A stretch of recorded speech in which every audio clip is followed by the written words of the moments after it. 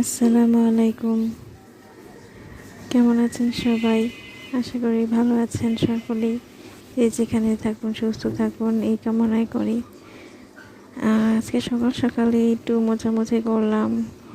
দেখা যায় এই ফার্নিচারগুলো অল্পতেই মানে 2-1 দিনের মধ্যে দেখা যায় অনেক ময়লা হয়ে যায়, তাই জন্য এটি এই প্রায় 1-2 দিনের মধ্যে আবার বারবার পরিষ্কার করতে হয়। নাহলে দেখা যায় বাচ্চা বাসায় খুব অসুবিধা হয়ে যায়। অ্যালার্জি তো আজকাল সকলেরই হয়।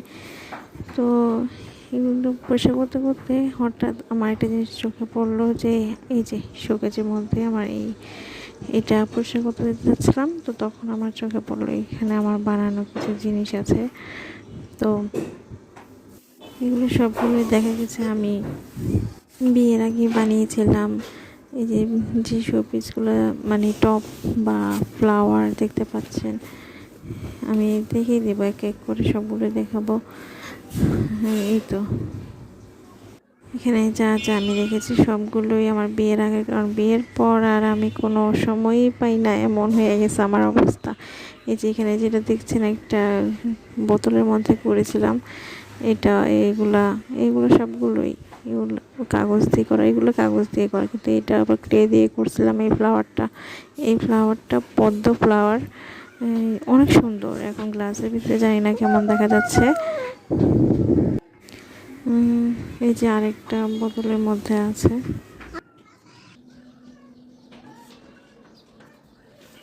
পুরনো কথা, পুরনো স্মৃতি এগুলো মনে পড়ে যাচ্ছিল। এই তো এরপরে বেসিনের সামনে আসলাম হাত ধুতে, এখানে এসেও দেখি এটা ময়লা হয়ে গেছে। তারপর ওটা মুছে টুছে এখানে আসলাম বাবুর জন্য একটু সবজি রান্না করতে। আজকে আর খিচুড়ি করব না, এই জন্য শুধু সবজিটাই করে নিব। কাঁচকলা, মিষ্টি আলু, টমেটো, একটু ডাল, এসবগুলো দিয়েই ওর খাবার। আমি একটু লবণ, একটু হলুদ আর একটুখানি সরিষার তেল ইউজ করি। এই তো বাবা কিছু স্ট্রবেরি এনেছিল, সেগুলো দেখছিলাম।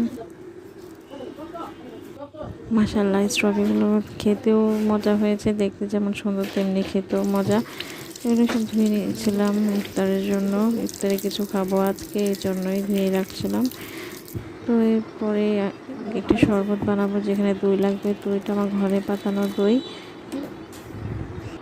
নিজে ঘরে কিছু বানালে সত্যি অনেক ভালো লাগে। এটা আমি আবার আঙুল দিয়ে চেক করে দেখছিলাম যে কতটা পারফেক্ট হয়েছে। মাশাআল্লাহ, দইটা অনেক সুন্দরভাবে বসেছে। এটাই যে শরবতটার জন্যই আমি এখানে বক্স করে, ওই যে সেদিন আমি কিছুদিন আগে যে বানিয়েছিলাম বক্স করে রেখেছিলাম গাজরের কমলার যে পিউরিটা, সেটাই আমি আজকে আবার দইয়ের সাথে করে বক্স করে রাখছি, যাতে আমি একটা বক্স বের করে জাস্ট সেটাই আমি পানির সাথে মিশিয়ে নিলে হয়ে যায় আমার শরবতের জন্য। কাজটা আগিয়ে রাখছিলাম। এরপরে আসলাম শরবত বানিয়ে ফল টল কাটতে আসলাম। তো এক এক করে সবগুলো ফলও ধুয়ে রাখছিলাম।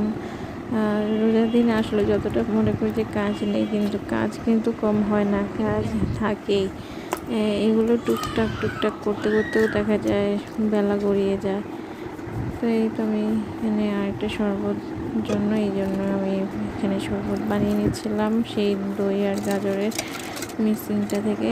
আগে থেকে যে বক্সগুলো করেছিলাম সেখান থেকে একটা বক্স এখানে রেখে দিয়ে সেটা দিয়ে আমি এখন এখানে শরবত বানিয়ে রাখলাম।